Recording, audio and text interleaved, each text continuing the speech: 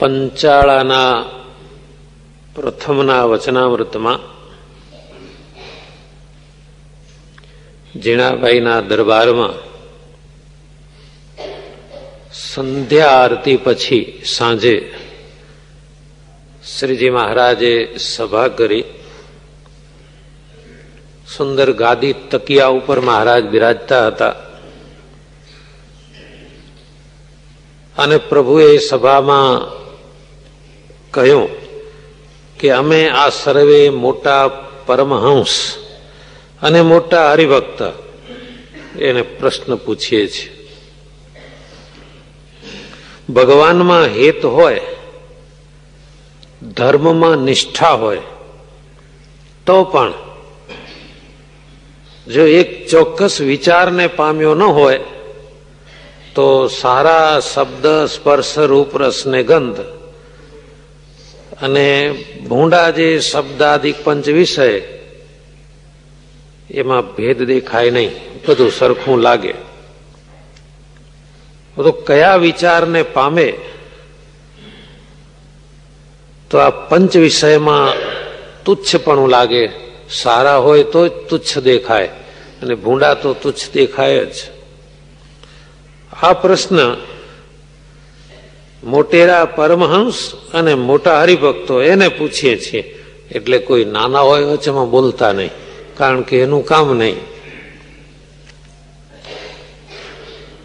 પછી તો મોટા મોટા પરમહંસ, મોટા મોટા હરિભક્તો એ બધાએ પોતપોતાના વિચાર કઈ દેખાડ્યા કે પંચ વિષયમાં તુચ્છપણું કઈ રીતે આવે, કયા વિચારથી આવે. પણ સૌના વિચાર સાંભળ્યા પછી શ્રીજી મહારાજે કહ્યું, તમારો સર્વનો વિચાર તો સાંભળ્યો, પણ હવે અમારો વિચાર અમે કહીએ છીએ એ સાંભળો. કોઈકનો કાગળ આવ્યો હોય પરદેશથી, તો એ વાંચીને કાગળ લખનારની જેવી બુદ્ધિ હોય એ જણાઈ આવે છે. જેમ કે 5 પાંડવો, દ્રૌપદી, કુંતાજી, રૂકમણીજી, સત્યભામા, જાંબવતી આદિક ભગવાનની પટરાણીઓ તથા સાંબ જે ભગવાનનો પુત્ર, એ આદિક ભક્તોના રૂપ, વચન શાસ્ત્રોમાં લખ્યા છે. અને એ શાસ્ત્રોના શ્રવણથી જ એના રૂપનું પ્રમાણ દર્શન જેવું જ થાય છે. અને એ બધાના વચનોથી એની બુદ્ધિનું પ્રમાણ પણ થાય.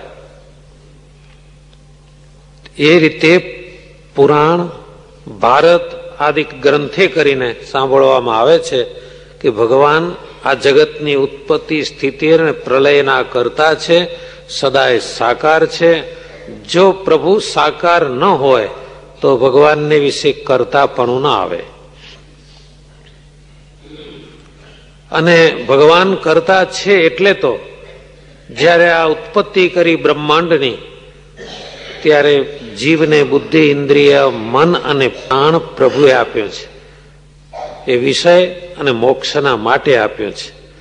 ભગવાને આ જીવોના અર્થે અનેક પ્રકારના ભોગ અને ભોગના સ્થાનકો બનાવ્યા છે.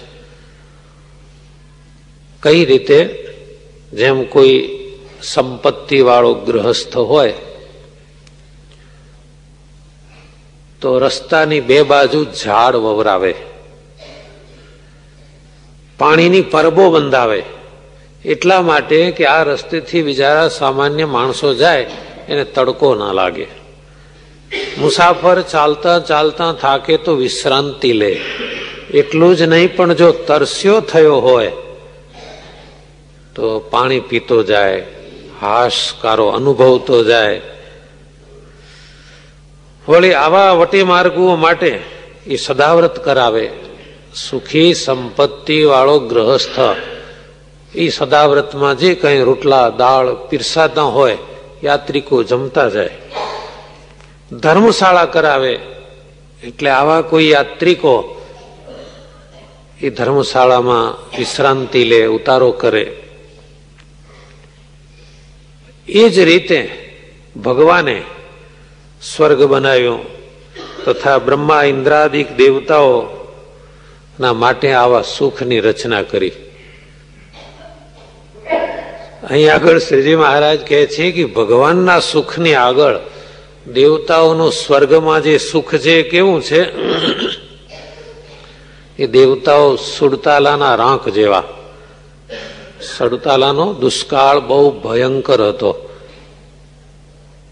ક્યાંય પણ વરસાદ પડેલો નહીં, અન્ન ક્યાંય પાકેલું નહીં, માણસો ભૂખે મૃત્યુને ભેટતા હતા.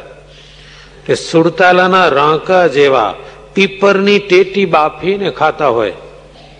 પીપરની ટેટી, તમને એમ થશે આ બજારમાં ટેટી મળે છે ઉનાળામાં. પીપળામાં એક નાનકડું ફળ થાય છે, પીપરમાં, એ ટેટી કહેવાય છે. બોર જેવી નાનકડી હોય છે. જ્યારે કંઈ ખાવા ન મળે ત્યારે એ સાવ શુષ્ક, કોઈ પણ જાતના ગુણ વગરની, પણ એને ઉતારી પાણીમાં બાફી અને ખાઈને દિવસો પસાર કરે. જે દરિદ્ર હોય, ગરીબ હોય એવા લોકો. સ્વામિનારાયણ ભગવાન કહે છે કે એવા ગરીબ છે ભગવાનની પાગળ. કોણ? ઇન્દ્રાદિક દેવતાઓ. એનું સુખ એવું છે પીપરની ટેટી બાફીને ખાધા જેવું. જેમ સાહુકારે સદાવ્રત બનાવ્યા કે ધર્મશાળા બનાવ્યા, એમાં જે કઈ સાનુકૂળતા કે સગવડો રાખી, એના કરતા એના ઘરમાં તો કેટલી બધી સગવડો હશે. આમ બુદ્ધિવાળો હોય એ વિચાર કરે. અને ભગવાનના ધામમાં સુખનું અતિશયપણું છે એ બુદ્ધિવાળાને ખ્યાલ આવે. અને એ રીતે જેને બુદ્ધિથી ખ્યાલ આવે એને આ જગતના પંચ વિષય તુચ્છ થઈ જાય છે. આમાં શું? તમને કાગળ આવ્યો હોય, નક્કી હોય, ફોન આવ્યો હોય કે અમદાવાદ આજે આવજો, તમારા કોઈ સગા સંબંધીનો, અને એમાં એમ જણાવવામાં આવે કે આજે અમદાવાદ આવી જજો 10:30-11 વાગે, અને ચોખા ઘીની ઊની ઊની જલેબી અને સુરતનું ઊંધિયું માટીના માટલામાં બાફેલું, આવી રીતે વ્યવસ્થા રાખવામાં આવી છે. અને બધાને ભાવથી જમાડવાના છે. અને સામેથી ચાંદલો તો લેવાનો જ નથી. એમને એમ જમીન જજો ને ઉપરથી અમે ભેટ આપશું તમને બધાને, અહીં જમવા આવ્યા એના ઉપકાર બદલ. આવું નક્કી કર્યું હોય અને તમે અહીંથી અમદાવાદ જાઓ અને જે સ્થળે આ જમવાનો કાર્યક્રમ હોય, કેવી સરસ સુગંધ છૂટતી હોય એવી જલેબીઓ, કેસરી કલર દેખાતો હોય, આવી જલેબી મળવાની હોય. અને ત્યાં રસ્તામાં લારી વાળો મળે, એ લારીમાં જે કંઈ 2 દિવસનું કરેલું વેચાતું હોય એ ખાવાનું મન થાય. તમારું મન ક્યાં પહોંચી ગયું હોય એ વખતે? કોઈ જવાબ નથી આપતા કોઈ. એ વખતે તમારું મન પેલી ઊની ઊની જલેબીમાં પહોંચી ગયું હોય. અને સુરતની પાપડી મંગાવીને ઊંધિયું બનાવ્યું, કારીગરે સુરતથી બોલાવ્યો હોય, બિલકુલ સુરતના જેવો જ થવું જોઈએ. જમાડનારને પૈસાની કમી જ નથી, એને તો જમનાર જોઈએ છે. જમનાર આવે એટલે બસ મારે બીજો કોઈ વાંધો નથી. હવે પેલો લારી વાળો રસ્તામાં ફરતો હોય એ સામે નજરે ન કરવાની હોય, કારણ કે ત્યાં જમવાનું છે ને આપણે. આ સંસારના પંચ